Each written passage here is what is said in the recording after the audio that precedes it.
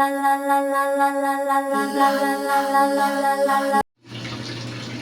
guys, aking mga Junakis, welcome back sa ating channel. And meron akong i-introduce sa inyo na isang nagpapapayat sa akin ng paunti-unti. Very effective siya and ma-recommend ko siya sa inyo. Dumating na kasi siya.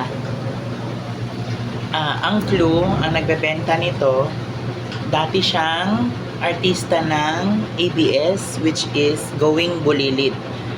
Siguro kilala niyo na siya. Kilala siyang nagbebenta sa TikTok. And product niya talaga ito. So,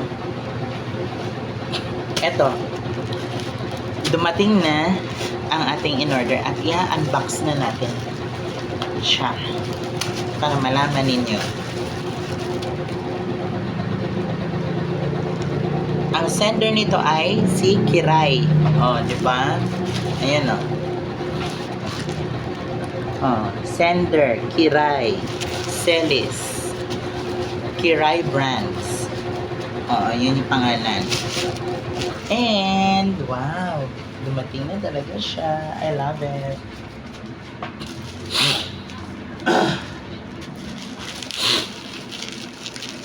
Ito na ang ating iniintay.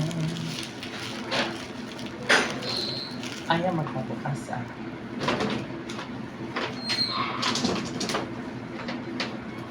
Sakit sa kamay. Ayun. Sana. Yun. Yun. Okay. Ayan. There you go. 2 box ang in-order ko. Kasi syempre para malaman ko talaga na effective siya. Diba? So this is it. Taran! Hello Bloom. Hello Bloom Gleam. Yan yun. Ito. Milky Avocado. Yan. Fiber Meal Digestion Cleanse. Ang laman niya 10 sachets, tapos 18 grams. Ang net weight niya is 180 grams. Dietary supplement, no approved therapeutic claims. So, ayan. Precaution, always consult your physician if you are pregnant or lactating mother, or having a history of medical conditions before using this product. Yun ang sabi. Storage conditions, keep away from direct sunlight and moisture. Huwag sa direct sunlight kasi may sunlight dito. Direct sunlight and moisture. Store at temperature exceeding 30 degrees Celsius. Keep out of children's reach. So, ito ay Hello Bloom Gleam Milky Avocado flavor. Gleam Milky Avocado ay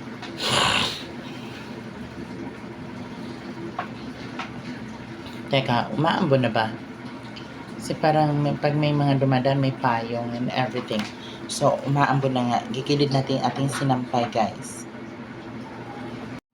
So, yun guys, bumalik na tayo kasi sinilong natin yung sinampay. Inurong natin kasi jumajambon. Nag-start na siya mag-Julanis Morissette. Ayan. Tapos, ano ba tayo na hinto? So, it is a featuring of hydrolyzed collagen, avocado fruit extract, almond milk, and a selection of healthful ingredients like psyllium husk fiber, inulin fiber, wheatgrass, fenugreek, and kale. This unique combination offers a creamy and delicious taste with added fiber benefits. Psyllium husk fiber and inulin fiber promote digestive health by supporting regularity and gut balance. Pag sinabing gut, yun yung sa pagbabalanse daw ng bituka. Gut is GUT, yan ay English ng iyong mga yung tawag dyan, yung dinadaanan ng Jebax.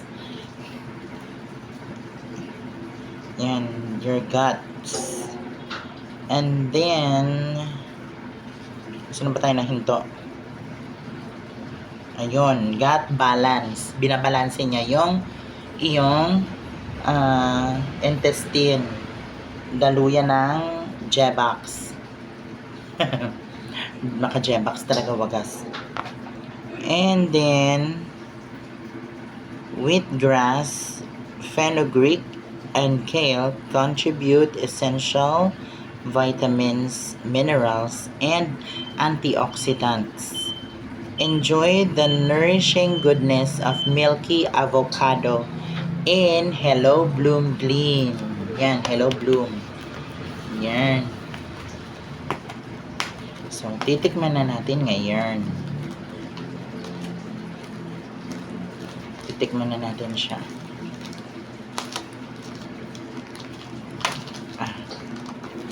Parang ayaw magpabukas. Ito yung pang ating bukas. Yon. Grabe. It's super sealed and everything. Yan. Grabe ha, talagang siniksik. Yun o. Tcharan. So, naglalaman siya ng 10 sachets. Bilangin natin. 1, 2, 3, 4, 5, 6, 7, 8, 9, and then 10. Sino to?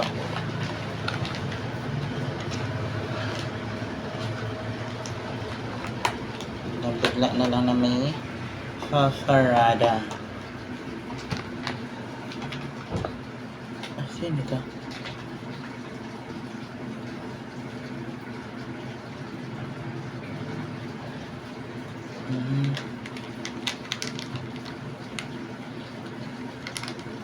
Sa tubig lang pala yan, customer. So, titikman na natin siya. At meron siyang, gumagamit siya ng sweetener na stevia. Yan. Titikman na natin ngayon siya. Then,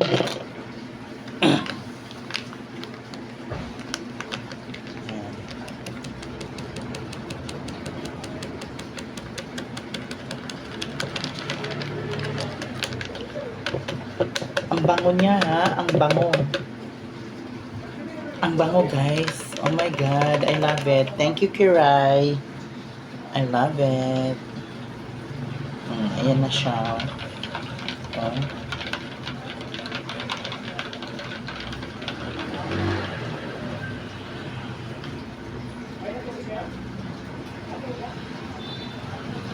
Yan. Kontiin lang natin yung tubig para alam natin na ito nga yun. At may buo-buo pa siya. Sarap.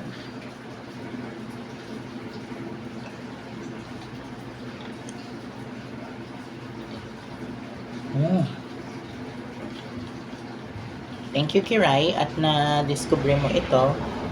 I love it. Ang sarap ng milky avocado. Especially, mahilig ako sa avocado dahil sa potassium.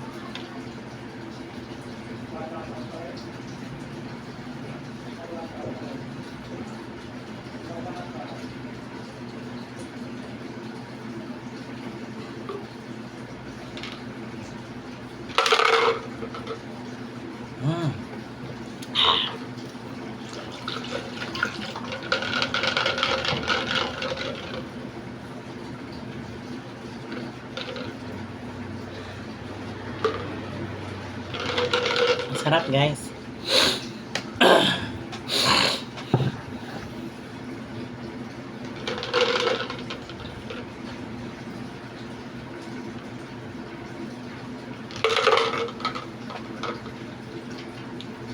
So yan. Yan yung ating first ever na pagtatry na naka-camera. Pag-try ko na pinapakita sa inyo na naka-camera.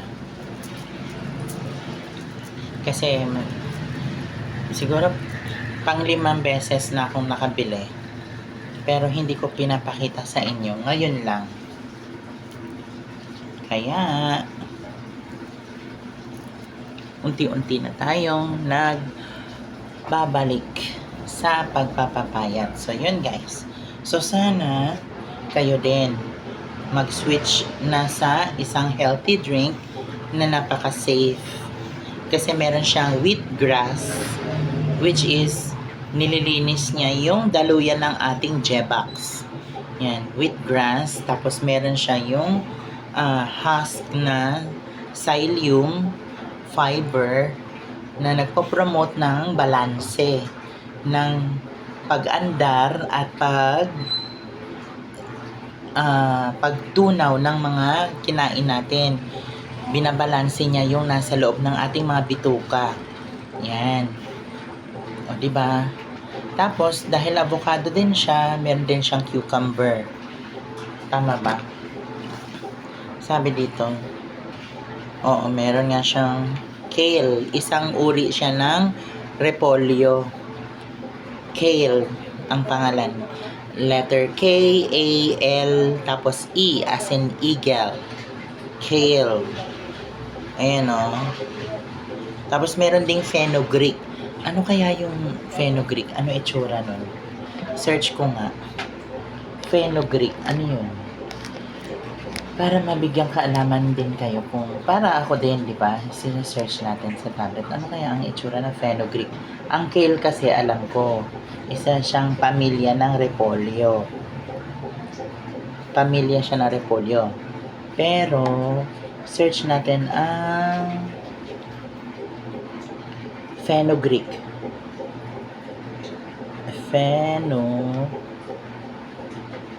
Fenugreek seeds. Buto-buto pala. Okay. Ang fenugreek seeds pala guys, maliliit siya na buto-buto, yung parang chia seeds. Parang ganun. Oo. Yun pala yung fenugreek. Okay. So talagang nakakapayat talaga siya.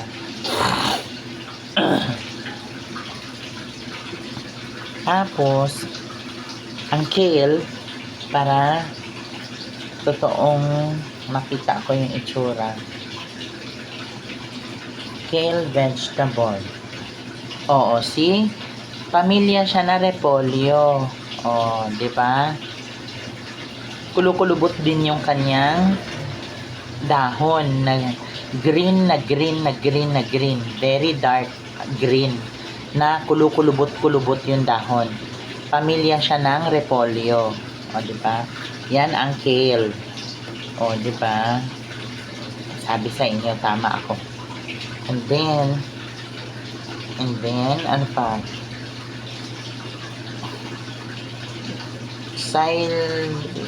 Psyllium husk fiber. Feeling ko ito yung buto ng avocado. Psyllium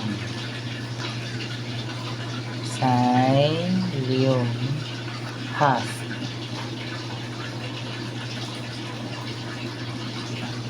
Ano kaya itsura? Oo, tama. O, di ba?